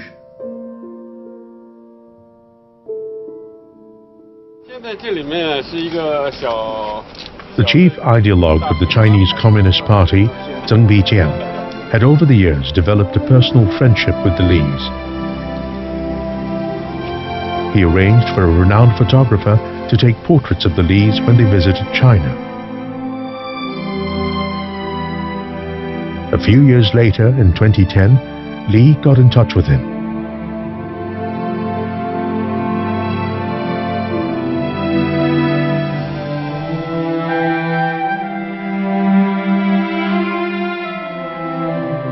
Mrs. Lee's last wish was to have her ashes placed together with Lee's, so they'd be joined in death as they'd been in life.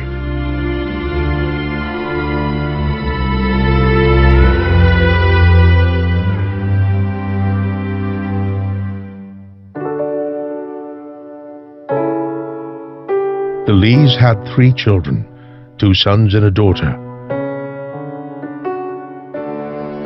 All 3 excelled in their studies and were effectively bilingual, thanks to the importance their father placed on learning both the English language and one's mother tongue.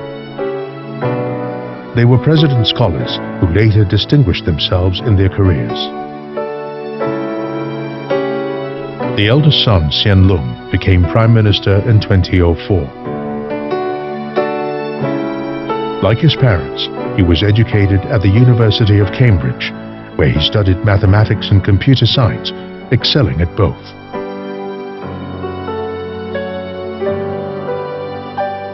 Lee Hsien Loong fondly recalls how father and son kept in touch during his Cambridge days, like they used to when he was a boy. He spent a lot of trouble keeping in touch with us. When we were away, he would write to us, and my mother would write to us every week, and I would write back. And my mother's letter would be handwriting. His letter would be dictated, typed, and then there's typed double or triple space, and then he would go through and correct the typed version, and then add stuff and maybe have another paragraph or 2 at the end in writing, and then he'll send it to me in that form. And I mean, to think of the effort which it makes, and it's substantial pieces, maybe 5-6 pages, maybe more. I still have them all stored away somewhere. Lee's youngest child, Sen Yang, who also studied at Cambridge, became the Chief Executive Officer of Singtel. People think of him as being very stern and very strict. I don't think we ever felt that at home. I think he himself felt that he had a very strict father who would, often been quick to discipline the children, and so he did not do that with us. Daughter Wei Ling became a medical doctor and the director of Singapore's National Neuroscience Institute. She traveled with the Lees in the early years, but remained shy of the limelight. Her columns, written for the Straits Times, opened a door into the private world of Lee and his family, shedding light on his dedication to the country and its citizens.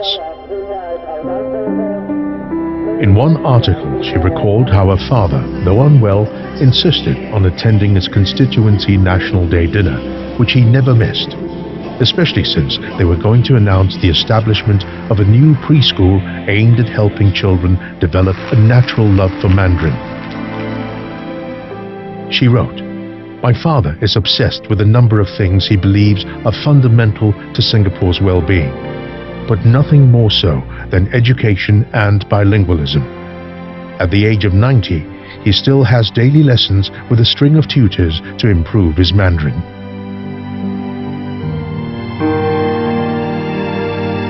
Lee devoted time to his young children, despite affairs of state constantly demanding his attention. When I was very small, he used to take us to go and look at trains. And we used to go to Tanglin Halt. There used to be a railway station there. And we would go there in the evenings and watch a train come and the rail exchange tokens with the station master, and then it goes on. It was a great thrill and outing for us, for me. I was very small then, must have been 5, 6 years old max. However important family was to him, Lee was ever mindful of his responsibilities as a leader. On a trip to South Africa, he and Mrs. Lee received news that his son, Lee Hsien Loong, then the Deputy Prime Minister, had cancer. When you needed him, he was there. At a crisis, he was a key person in the family. So if you have when I was ill with lymphoma or when my wife died, you depend on him for support. Not just what he says, but just being there and knowing that things will be okay. All the time, the expectation goes up and up and up. And I hope Lee was well known for his exacting standards. Standards he set not only for others, but for himself as well. Starting from the home, in the schools, in the workshops. His sheer determination to master languages beyond English testified to this. Eager to connect with the Chinese electorate, he learned Mandarin and continued doing so well into his 90s. Dr. Chu Cheng-hai was one of his tutors. 文章我念一遍，他要念一遍。他语音错了，我给他改正，他也跟着改正。他的造句错了，告诉他，他也录音下来，那么跟着改正。所以换句话说呢，在学习的时候，你发现他非常认真。Tapi komunis tak boleh masuk. Lee's command of the Malay language was also impressive. Being Peranakan, he had a good grasp of Malay and spoke it as a native speaker would. Yet, he took Malay lessons to get even better at it. Siapa yang patut, siapa yang baik, siapa yang suci hati, dia yang menang. My brother is always busy about languages. First it was Hokkien, then it was Malay, then became Mandarin. So even when we are on holidays in Cameron Highlands, he gets up at 6 in the morning and has a voice training himself. Lee was also disciplined about his health, eating 5 light meals a day and exercising regularly. Get the people of Singapore, help me teach you. Beyond discipline, he believed in integrity. He warned his team never to leave things to chance. They knew where he drew the line and were clear about the sobering consequences that would follow should they ever cross it. One advice that he gave was, not just to me, but to the ministers as well, is never be held hostage to fortune. In other words, you've got to conduct your life in such a way that your opponents cannot seize upon those skeletons in the cupboard or scandals and so on and just sort of destroy you. Lee valued a simple and frugal lifestyle, values that influenced the way he lived and how he ran his government. Those who worked with him remember how careful he was with money. In planning for Singapore's future, Lee Kuan Yew was not driven by rigid ideology or dogma. He was prepared to change his position when it was warranted. Like overturning the stop-at-two family planning policy and allowing for casinos as part of the integrated resorts. His sheer determination to push through projects and ideas he thought valuable sometimes led others to have a wrong impression of Lee. Consumed with a zeal to keep Singapore relevant, he obsessed about spotting the right talent for Singapore's future leaders. That Singapore had seen 2 successful generational changes of government without disruption is testament to the care and value he placed on succession planning.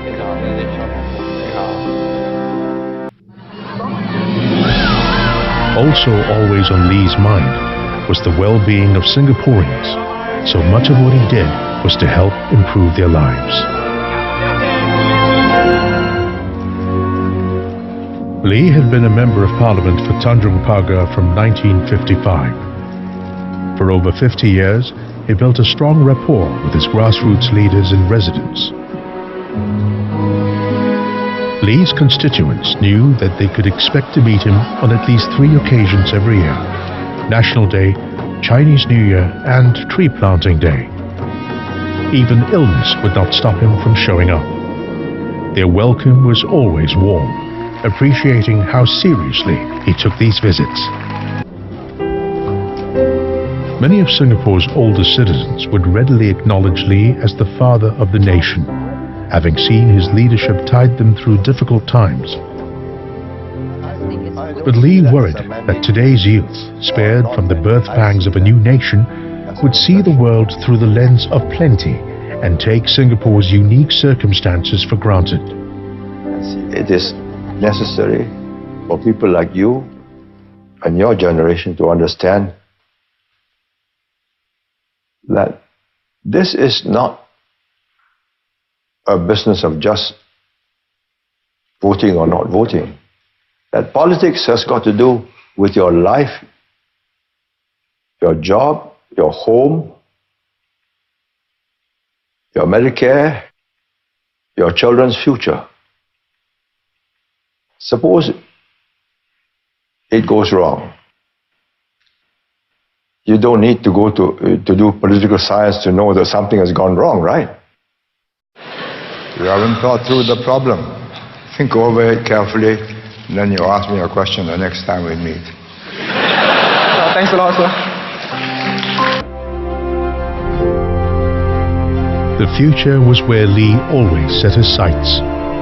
He and his team worked hard to set Singapore on a trajectory of success.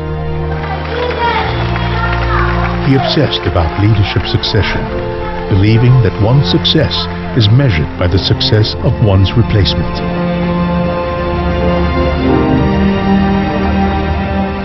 And now, the most difficult part is how to manage this transition. It's not simply just to govern. To govern is simple. But to let the second generation govern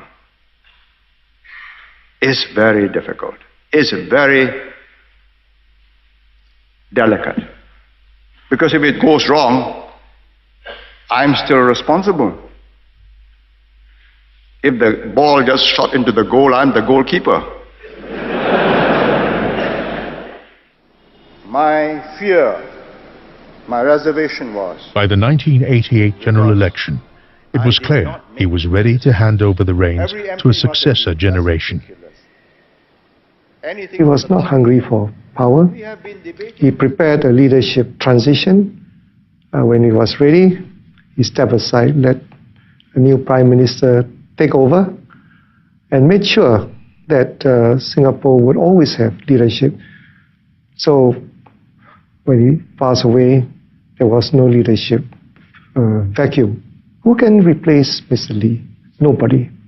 This time you are casting your vote not in judgment over my performance, because I did not make the decisions. You are casting your vote to give your verdict on the performance of Goh Chok Tong and his younger colleagues. For 4 years, they have made all the major decisions.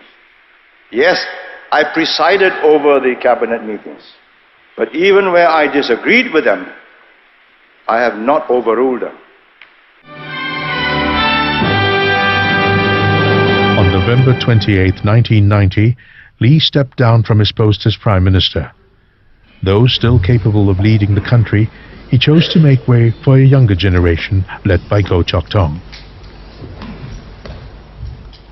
I, Goh Chok Tong, having been appointed to the office of Prime Minister, do solemnly affirm that I will bear true faith and allegiance to the Republic of Singapore, and that I will preserve, protect and defend the Constitution of the Republic of Singapore. Goh Chok Tong was chosen by the younger generation of ministers to be their leader.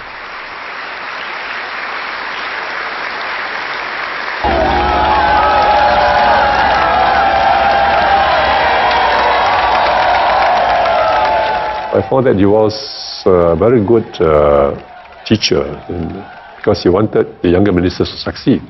And since I was chosen by the younger ministers to become the successor to Mr. Lee Kuan Yew, I mean, he helped me to learn as much as I could, to impart his own knowledge, and maybe to influence me, so that, you know, when I became Prime Minister, I would be able to continue with his own policies. But basically, is to exchange views and so on. Then we built up a comfortable relationship, and when I became Prime Minister, of course, he was very good. He gave me all the respect which he should give to a Prime Minister. Lee was the first of his generation of political leaders to successfully take up the challenge of leadership, and the last to relinquish the burden. After stepping down as Prime Minister, he continued in cabinet for many more years, first as senior minister during the premiership of Goh Chok Tong, then minister mentor when his son Lee Hsien Loong took over as Prime Minister.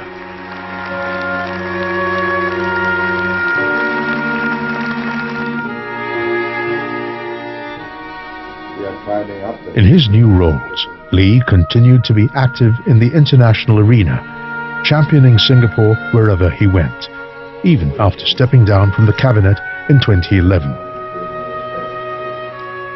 Many leaders across the globe were full of admiration for the man. He's a really clear thinker.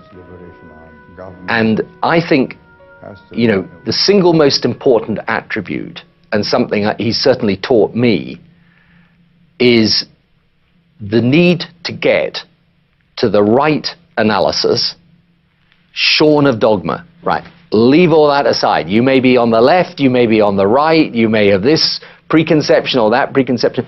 Put it all to the side, and the first thing you work out is what actually would make the difference to your country and improve it.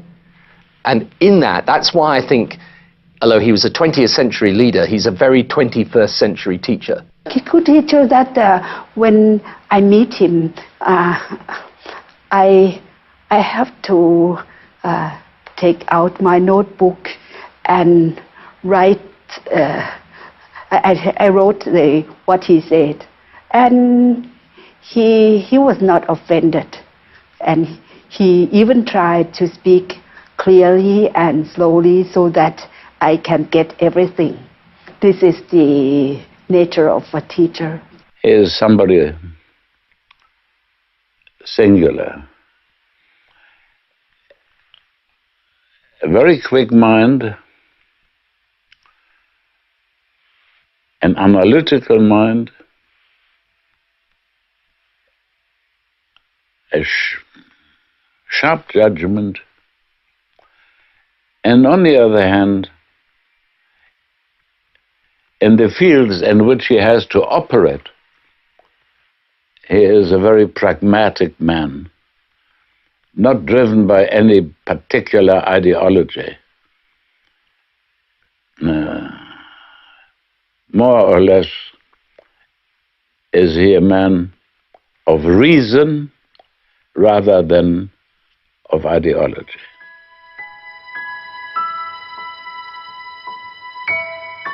Whatever the future holds, Lee Kuan Yew's place in history is certain.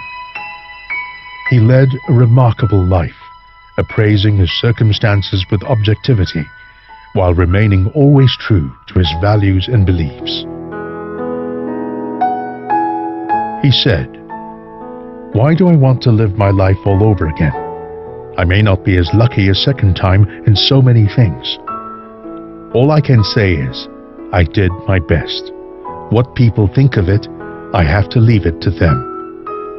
And of his accomplishments, he simply said, "What I have to show for all my work is Singapore, and Singapore is still working." What will we miss of him? I think so many things, but the most important, I think the key thing is that with him, you will not lose. You will be all right, and you will come through. And that sense of confidence and that trust in a person, because of the experience, what he has gone through, because of what he has done, because of what he has contributed and demonstrated, is not something which you can replicate. He was unique. He played a unique role in Singapore, and I think we've been very lucky to have him. If Singaporeans were to look back at their country's beginnings, they'd have to concur that very little was on their side, least of all, luck. Instead, straining against the odds was one man with the courage, fortitude, and sheer audacity to reach for the impossible. You must be prepared to have bones broken and blood spilled. There are sometimes no way out. He rallied a nation with a dream. 30 years ago,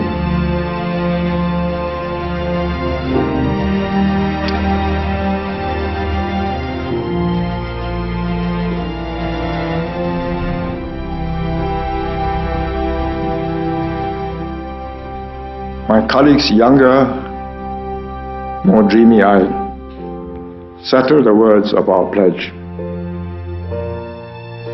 We did not focus our eyes on our neighbors, or we would have missed that rainbow in the sky. We pursued that rainbow.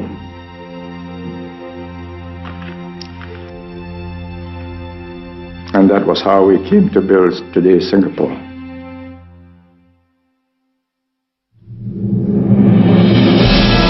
Of his life, Lee said, "I cannot say I planned my life. That's why I feel life is a great adventure, exciting, unpredictable, and at times exhilarating." Lee's political genius swept Singaporeans along the arduous but rewarding journey of hope and discovery. His courageous spirit continues to inspire Singaporeans, young and old, to take their country towards an even more meaningful tomorrow. A fledgling nation, once floundering, now claims its place among the world's most modern, all within the lifetime of an indomitable leader. For the young, let me tell you, the sky has turned brighter. There's a glorious rainbow that beckons those with the spirit of adventure. And there are rich findings at the end of that rainbow. To the young and to the not so old, I say, look at that horizon. Follow that rainbow. Go ride it.